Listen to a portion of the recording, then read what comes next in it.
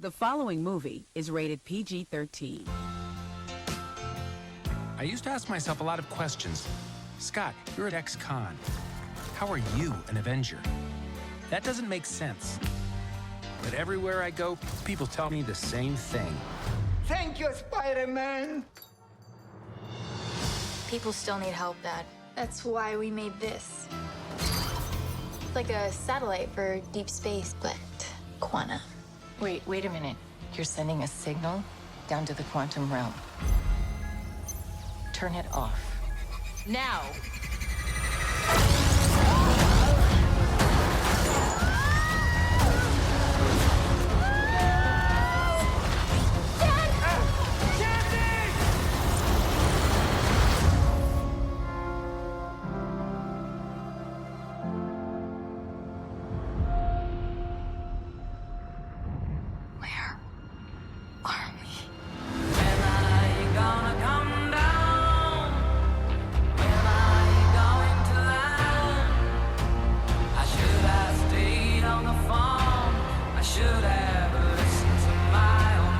Secret universe beneath ours.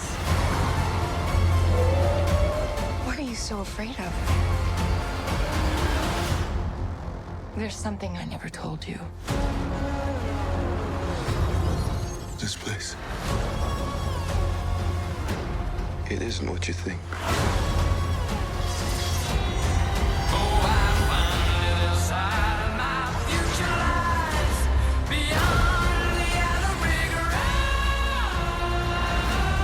I can get you home and give you more time. If you help me,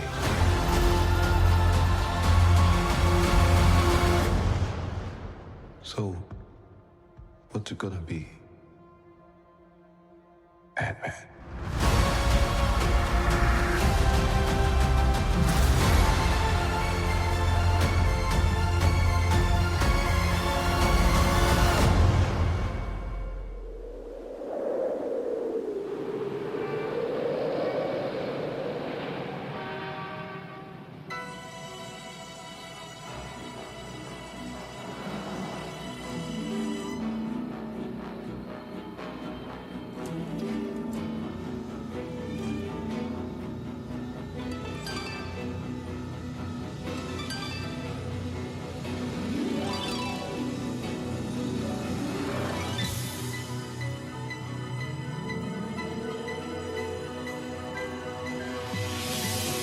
It's the 10th year of my movie month.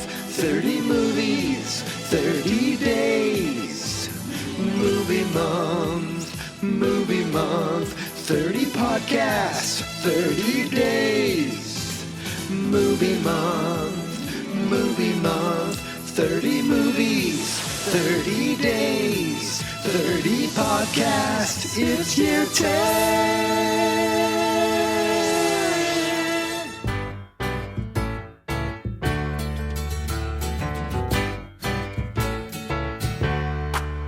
Welcome back. Your dreams were your ticket out. Welcome back to that same old place that you laughed about. Well, the names have all changed since you hung around, but those dreams have remained and they've turned around. Who'd have thought they'd lead ya? Who'd have thought they'd lead ya? Back here where we need ya. Cause we put 'em on the spot. Welcome back. Welcome back. Welcome back. Welcome back to Movie Month, everybody. It's the 14th day of June, which means for the 14th day in a row, I've watched a movie I've never seen. And for the 14th day in a row, I'm here podcasting about it to you. Today, I watched the Marvel Studios film Ant-Man and the Wasp, Quantumania, from the year 2023, I want to say. I think that's when it came out. I'm going to say that's probably what it was. So I'm going to say, yeah, Ant-Man and the Wasp. Now, I think with this, I am officially caught up with everything Marvel, unless there's a Marvel TV show that I haven't seen before. I think I've caught up on everything. But anyway, this is the third Ant-Man film, the third Paul Rudd starring, Peyton Reed directed. We've talked about Peyton Reed on this podcast before. On Movie Month, we've talked about him for all the Ant-Mans. The first Ant-Man movie was one of the closest to me screwing up and missing a day. I remember my wife waking me up, and I think I've talked about this already, and I'm like, what's going on? I had like a half hour left, and I was like, no, let me finish this, and let me talk about it really quick. And, luckily I achieved peak podcasting success. But here I am today. I'm back in my bathroom. It seems like there's a thunderstorm that was going on outside because my dog is in my bathroom lying on a bath mat. She would never come in here, but I guess she just thinks it's safe in here. Like she could go in our bedroom. There's a white noise machine. She could go on the couch. It seems like the storm has passed, but she is right now right at my feet on this little bath mat in the kitchen. It's adorable and cute and sad all at the same time. But she's fine. She's fine. Am I fine after watching this film? Now, this film actually it was a 3-parter for me. I watched it. I started a little bit early with breakfast. Then I got through another chunk at lunch. And then, boom, got the last hour in just maybe, actually it was like an hour. Yeah, a little over an hour. Just about 35 seconds ago. And then I hit record. Did I like this movie? I didn't dislike it. And I feel like when this came out, it was like, it didn't get good reviews. It didn't make the huge killing. It still made money, but I think as Marvel movies, it wasn't like gangbusters. But did I like this movie? All in all, I kind of did. There were a few things that I was like, well, this is just this. And then there was one thing I was like, what the hell is this? And the thing that, for the most part, I was like, okay, so right at the beginning of this movie, they're sucked into this quantum realm. We know now. I thought later I was like, wait, aren't they just really, really, really, really, really small? Can't they just fly up until they reach? But it's not. It doesn't work like that. Like it's another realm of existence. And with that, they get stuck in there, and from there on out, it's a sci-fi movie. They could be in space. It doesn't matter that they're in the quantum realm. It's just they happen to be in space. So it seems like maybe at some point a lot of people got caught in the quantum realm and then had babies, and their babies had babies. It seems like the quantum realm is always there. It's been there. It's just another. It's the space between space. Right? Wasn't that the bad Indiana Jones movie? Oh, I hope the next one isn't. But that's another day, another movie, another time. This movie, here's the thing: it's always going to be slightly fun. It's not over the. It's more a Thor than it is a like the Black Panther. It's more a lighthearted, silly, brighter palette of color. Even though Black Panther was very bright in many scenes. This was more like almost neon and silly and weird aliens. And I know they're not quote unquote aliens. They're Earthlings just like us. Every single one of them, right? Wait a minute. Are they Earthlings? I don't even know. It's like another dimension. I don't know. Does it matter? No, it does not. And we got Jonathan Majors for the second time. Who knows if we'll ever see him in movies again? I don't know. And I was like, wait, remember last time, or if you were with me with Creed, I thought he was British in real life. And then I was like, no, he's American. And then I'm watching this going, oh, didn't he have a British accent in Loki? And then half of this, I'm like, does he have a British accent? Am I crazy? Did I remember that wrong? But then sometimes I feel like you can hear it more, and it's a very slight accent. And I was like, is he Kevin Costnering me? Again, I was wondering about that. But I think he was supposed to be British. I don't know. Well, or I guess just not. It can't be, British because he's from the quantum realm or he's timeless or whatever. And based on the ending, and I'm jumping around because I'm not going to bring you through the plot of this one. It's just they go to space, they fight a bad guy, boom, bada bing, bada boom. There's a credit scene and another credit scene. So this dude, Kang the Conqueror. Now, I'm just not fully Marvel, so I don't think I knew. I might have heard the name Kang the Conqueror, but I didn't know anything about him. I feel like in Loki they didn't call him that, but I could be wrong. And I remember liking him in that. And in this, he's a very good actor, very good with emotion. He's punching like he's Dame on Creed 3. But then sometimes I see him in his suit and he puts the mask on to be blue. And I look at the comic, I go, oh, they're taking that from the comic.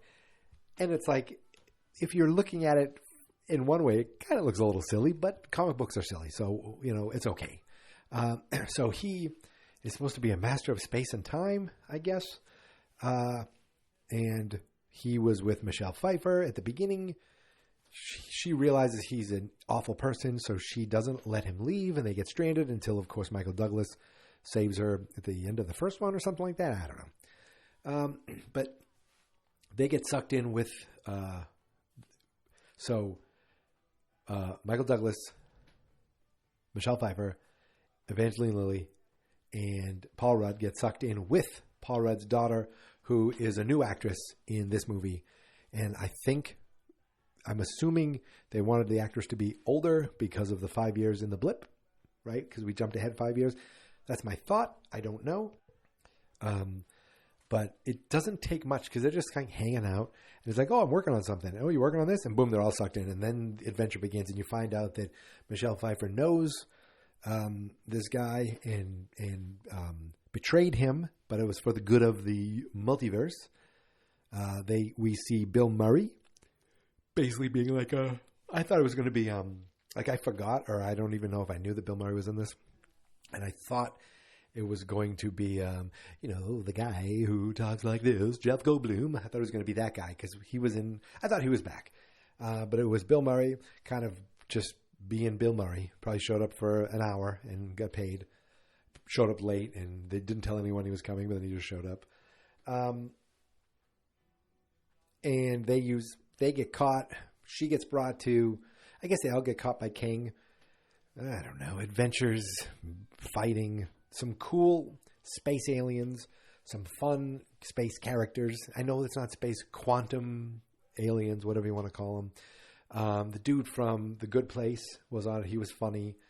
There was a couple fun characters with those aliens. There was a guy made of all kind of green, pink jelly, enjoyable.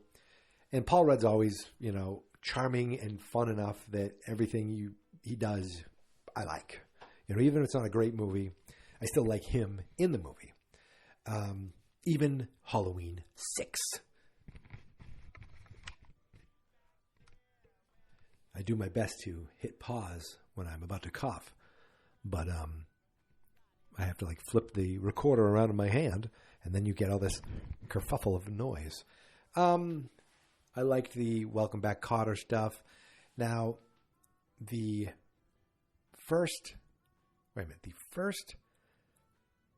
middle kind of stinger in the credits told me that this was one Kang. And there was a scene where it's like the unlimited possibilities of every decision makes a new version of you. And so we got millions and millions of Scotts. That was a cool effect. And I guess the end is telling me that there are millions and millions of Kangs, and that was just one of them, the one they exiled. He was exiled by the other Kangs. I don't know if that's a comic book thing or not.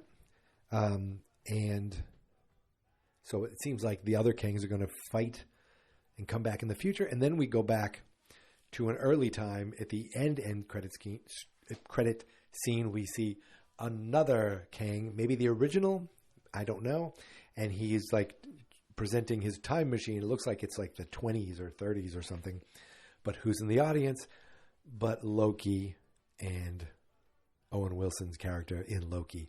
So maybe this is setting up the next season of Loki, okay? Because they're the time police or something, And, and Owen Wilson's like, he doesn't look that bad. And Loki's like, believe me, he is that bad. That's my Loki. It's terrible. I didn't plan on doing that, and I don't think I even achieved anything. Let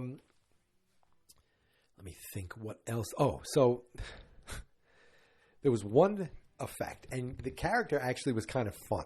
It was very silly. Now, I don't know MODOK. I'm sure it's something from the 60s. It seems like that's when Marvel went cuckoo bananas with stuff. I know there was some sort of MODOK, like fun little animated show on either Disney Plus or Hulu. But it was like massive. It's an acronym. And we see that MODOK in this story is a weapon created by Kang, but it's Darren Corey Stoles from the first Ant-Man. He was the villain in the first Ant-Man. He was in House of Cards. Good actor. And the character was kind of supposed to be silly and ridiculous, I think. And it played that way. And I thought the actor did a good job, but I thought that effect of his head like being big and in this like shape, I feel like it was awful. And I don't know if it just looked like it looked like it was like something that was done in the 80s. Like you smush a head in and they kind of project it over a shape or something. I don't know. It just, for some reason, sometimes it looked better than others. And I'm thinking, am I overanalyzing this, or does this affect, not that the character looks silly and ridiculous, but does the effect actually look bad? Because there's a lot of kooky characters in this. Like there's guys with like lights for head or spinning lights for heads. It's just all kinds of basically aliens. Like we think of them as. That's why I said this is like a Star Wars. But that effect, it just every time I saw it, I was just like, ew. It just kind of took me out a little bit, and I felt like, how did they do this? It like they can make all these digital effects look perfect, and you can't stick a guy's head in there without making it look a little. It just felt cheap. I don't know. It just didn't work for me, that effect. Every other effect will look pretty spectacular, as you expect in these films. And even in the big climactic scene, Kang's like, you are nothing, you are just ants. And of course, ants are pretty important in the Ant-Man movie. And we finally get a bunch of ants brought by Hank Pym. And I did enjoy that, where he just kind of strolls up like, yeah, I know what I'm doing. He stands there, and these millions and millions of ants just run by all of them and attack Kang. Now I want to drink Tang. When's the last time you've had Tang? I couldn't even tell you. I feel like I get Tang mixed up with Sunny Delight, but I haven't had either in years. Years. I don't know where I went from there, but just Kang just kind of brought me to Tang. I'm wondering if this is going to be a really short one. Is this going to be the shortest episode? I feel like it's probably going to be the shortest episode. I feel like it's getting there because I don't know what else to talk about. It was only 2 hours, but it wasn't like they didn't go crazy, like 2.5 hours where you're like, this is a long, long movie. It's just, and they didn't make it 90 minutes like a short movie. It's like right in between. It's like 2 hours is a good size for a movie. And, but when you watch it in breaks, when you watch it in clips, you're like, oh, must be the ending. And I'm like, there's still a half hour left. And I know you got to give us about 10 minutes for credits, but oh my gosh, what is going on? And then I think they're going to get away that easy. Oh, nope. Here he comes one more time for a little bit of fight. Then they get, like, the thing is, the gate closes at the end of this, and you're like, oh my goodness, what are they going to do? They're going to have to find something. And Cassie's like, Dad, no. And they fight. They beat up Kang. They get him sucked into some computer. I don't know. And then Cassie just goes type, enter. And boom, another gate opens easy. And they're like, let's go. And they walk right through. So it was like the whole thing of the gate closing in the first place was no big deal, because 3 minutes later, she opened it. Now, it would have been cool. It would have been very cool is if they opened it and they were like, we're back. I'm like, oh my God, you're back. Yeah, thanks for doing that. Like, no, you don't understand. You've been gone for 6 months or something like that. You've been gone for a year. Anything, because they see time works differently. And it just was like 3 minutes or whatever. Whatever time it was time. So time didn't work differently. So that was a missed opportunity, I think. That would have made it just a cool little stinger. It would have been really cool if they came out and Cassie was like, Dad, Like at the first time, she's really old. Then they have to figure out a way to go jump back in and come back at the right time. I don't know. Just spitballing things to add a little fun little twist to a movie that I just watched that's already over and never going to be remade. But I don't know if they're setting up for I don't know what they're setting up for, because they're always trying to set up something. They're setting up Loki, obviously season 2. Are they setting up Kang coming back in Ant-Man 4? Is there going to be an Ant-Man 4? You'd have to think they're still going to do it. They're not giving up on these characters yet. He's not done being Ant-Man. I'm just guessing. I don't know the answer to these things. But, he's like, is it for the next Avengers movie? Because Ant-Man's like, he did say something bad was going to happen. I'm sure everything's fine. Everything's probably fine. Everything's good. Probably everything's fine. So you can see he's even second guessing that he's worried that something's coming. So obviously something's coming. I don't know what next. What do we got? Secret Invasion coming next, and then Secret Wars as a movie or something like that. I don't know. Secret Invasion comes out like next week, so I'll be watching that. So then I'm caught up on Marvel now, but by next week I'll already be behind. But I'll catch up again, probably in July, because I'm so busy watching movies. Now, I can't think of what else to say about Quantumania, except I was thinking, where did the old blank blank mania come from? And I was like, well, Quantumania is obviously a play on Hulkamania and WrestleMania. Then I realized, obviously, you idiot, it's Beatlemania, right? Was Beatlemania the first blank blank mania? And then, brother, Hulkamania came in with the 24-inch pythons, and he slammed Andre the Giant at WrestleMania 3, and he beat King Kong Bundy at WrestleMania 2, and he and Mr. T took on Roddy Piper and Paul Orndorff in the original WrestleMania. I don't know where I went with that, but I just kind of went in a haze and thought I was on a different podcast. But that's where I think Quantumania kind of comes from, Beatlemania and WrestleMania and all that kind of stuff. I don't know. It was Quantumania because it's like, let's hear the characters. Remember them? Okay. Oh, yeah, this one got arrested because she's into helping people. And it plays later where she wants to help the people.